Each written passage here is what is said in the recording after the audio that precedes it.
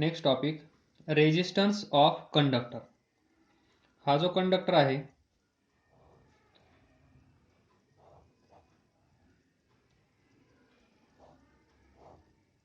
या कंडक्टरचा रेजिस्टन्स किती असतो. म्हणजे रेजिस्टन्स म्हणजे काय, रेजिस्टन्स आणि हे मटेरियल या दोघांमध्ये रिलेशन काय. Then see resistance of conductor. We know that the electric current is flow of electrons through this conductor. या कंडक्टर मधून करंट फ्लो होत आहे. म्हणजेच कशाचा फ्लो होत आहे, इलेक्ट्रॉन्स. जर इलेक्ट्रॉन्स या डायरेक्शन मध्ये जात असतील तर करंट या डायरेक्शन मध्ये फ्लो होत असतो, अपोजिट डायरेक्शन. त्यालाच आपण म्हणू शकतो electric current is flow of electrons through this conductor. या कंडक्टर मधून जे इलेक्ट्रॉन्स फ्लो होत आहेत त्या इलेक्ट्रॉनच्या फ्लोमुळे त्या कंडक्टर मधून करंट फ्लो होत आहे. पण पहा, when electrons move from one point of the conductor to another point. मागच्या व्हिडिओमध्ये पण हे एक्सप्लेन केलं आहे, परत पहा. हा जो इलेक्ट्रॉन आहे याचा निगेटिव्ह चार्ज, हा जो इलेक्ट्रॉन आहे याचा निगेटिव्ह चार्ज. तर flow of electrons, flow of electron म्हणजे electric current, opposite direction, opposite direction. पहा, मागच्या लेक्चरमध्ये आपण काय डिस्कस केलं, ज्यावेळेस हा इलेक्ट्रॉन इकडे जात असेल, हा इलेक्ट्रॉन पण इकडे जात असेल, कदाचित असं त्या मटेरियलमध्ये होत असेल, याचा स्पीड जर कमी असेल, याचा स्पीड जर याच्यापेक्षा जास्त असेल तर हा इलेक्ट्रॉन इथे येऊन काय होईल, कोलिजन.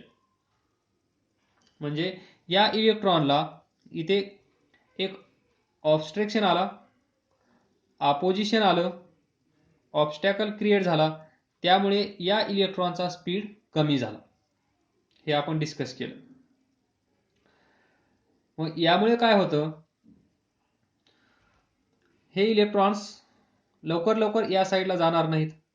हे इलेक्ट्रॉन्स लवकर लवकर इकडे गेले नाहीत तर करंट फ्लो होणार नाही. म्हणजेच ही जी घटना या मटेरियलमध्ये घडत आहे, कोलिजन, या कोलिजनमुळे काय होत आहे, करंट फ्लोवर इफेक्ट होत आहे. जेवढे कोलिजन्स जास्त होतील तेवढा करंटवर जास्त इफेक्ट होईल. त्या इलेक्ट्रॉनचा स्पीड कमी होईल. त्या इलेक्ट्रॉनचा स्पीड कमी झाल्यामुळे ते इलेक्ट्रॉन्स, समजा हा इलेक्ट्रॉन इथे एकटाच असता तर एका सेकंदामध्ये तो इथे आला असता समजा, तर कोलिजन झाल्यामुळे एका सेकंदामध्ये तो कदाचित इथेच असेल. ऍक्च्युअली तो इथे जायला पाहिजे होता पण तो असेल इथे एका सेकंदामध्ये. तर पहा, एवढं डिस्टन्स त्याने कमी कव्हर केलं, म्हणजे एवढा लॉस तिथे क्रिएट झाला आहे. तर हे जे घडत आहे यामुळे त्या मटेरियलची एक प्रॉपर्टी डिसाइड होते. म्हणजे हे मटेरियल करंट फ्लो होण्यासाठी किती चांगला आहे किंवा किती वाईट आहे. म्हणजेच गुड कंडक्टर और इन्सुलेटर.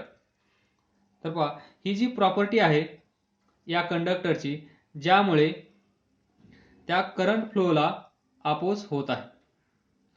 आणि करंट फ्लोला अपोज कोण करत असतं आपण पाहिलं, V is equal to I R. From this I is equal to V by R. पहा, पोटेन्शियल डिफरन्स तर डायरेक्टली प्रोपोर्शनल टू आहे. जेवढा डिफरन्स जास्त तेवढा करंट जास्त. पण रेजिस्टन्स पहा, रेजिस्टन्स इनव्हर्सली प्रोपोर्शनल टू आहे. हे इलेक्ट्रॉन्स लवकर लवकर इकडे जात नसतील तर त्या मटेरियलमध्ये रेजिस्टन्स कसा असेल, जास्त. रेजिस्टन्स जास्त असेल, मग तिथे करंट कसा असेल, कमी. That is property of conductor due to which it opposes the flow of current through it is called as resistance. हेच घडत आहे. जर हे इलेक्ट्रॉन्स लवकर लवकर इकडे गेले असते तर आपल्याला त्याच्या अपोजिट डायरेक्शनमध्ये करंट तेवढाच भेटला असता. म्हणजे ज्या मटेरियलमध्ये कुलिजन्स जास्त होत असतील तिथे लॉस जास्त होत असेल, म्हणजेच रेजिस्टन्स त्या मटेरियलमध्ये जास्त असेल आणि त्या मटेरियलमध्ये रेजिस्टन्स जास्त असल्यामुळे करंट कमी फ्लो होत असेल आणि ती जी प्रॉपर्टी आहे त्या मटेरियलची त्याला आपण म्हणतो रेजिस्टन्स. आलं लक्षात. Then R is equal to potential difference divided by current, म्हणजेच R is equal to V by I. तर हा रेजिस्टन्स कशा कशावर डिपेंड आहे हे आपण मागच्या लेक्चरमध्ये पाहिलं. The resistance of this conductor depends upon length, depends upon cross sectional area and nature. हे आपण तिथे डिस्कस पण केलं आहे, यावर आपण इथे वेळ घालवणार नाही. तर पहा, in short, resistance and length. जर लेंथ जास्त असेल तर रेजिस्टन्स जास्त असतो. पहा, R अँड ए. जर एरिया जास्त असेल तर रेजिस्टन्स कमी असतो. हे दोन कन्क्लुजन आपण पाठीमागच्या याच्यामध्ये डिटेल्समध्ये डिस्कस केले आहेत.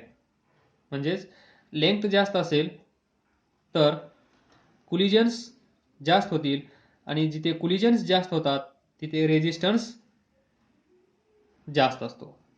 लेंथ जास्त, रेजिस्टन्स जास्त. जेवढे कुलिजन्स जास्त तेवढा रेजिस्टन्स जास्त, आणि तेवढा रेजिस्टन्स जास्त असेल तर करंट कमी. त्यालाच म्हणतो आपण property of material to resist the flow of current.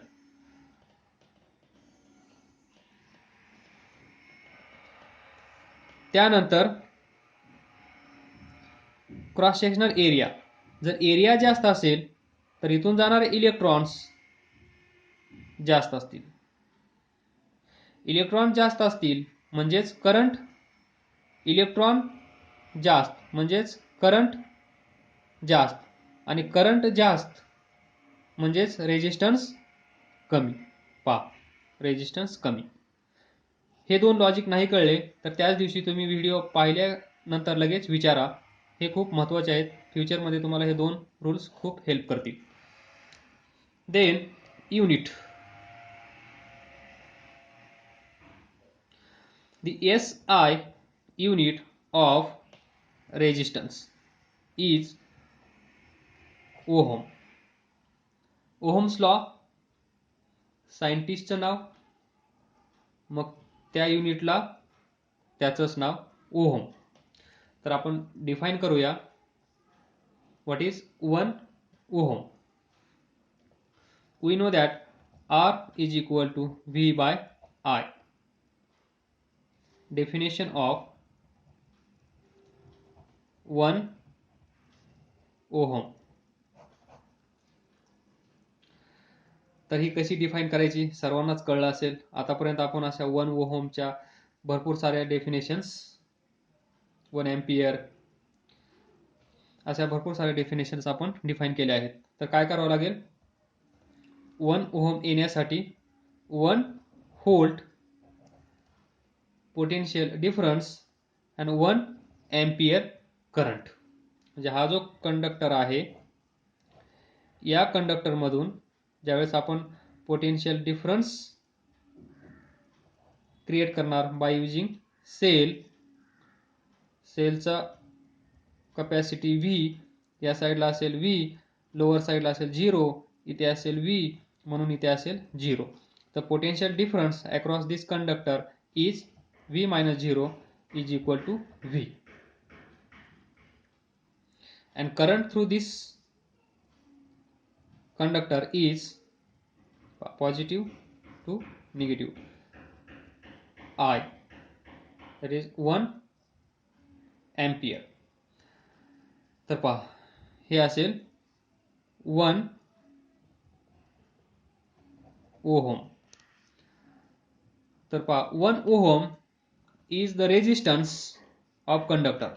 1 ohm is the resistance of this conductor, such that when potential difference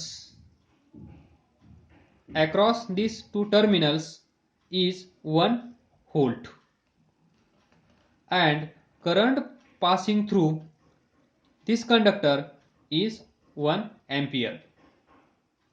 Current passing through this conductor is 1 ampere and potential difference across its terminals, across its ends is 1 volt.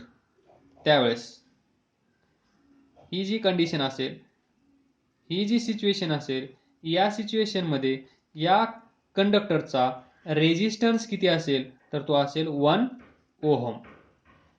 म्हणजे एवढा तो resist करत असेल करंटला 1 ohm. When 1 volt potential difference is applied across its terminals and 1 ampere current is passing through this conductor, then we can say that this material, this conductor has 1 ohm resistance. Doubt असेल तर विचारा.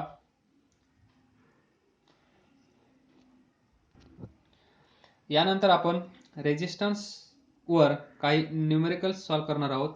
ते numericals solve करून मी upload करेन.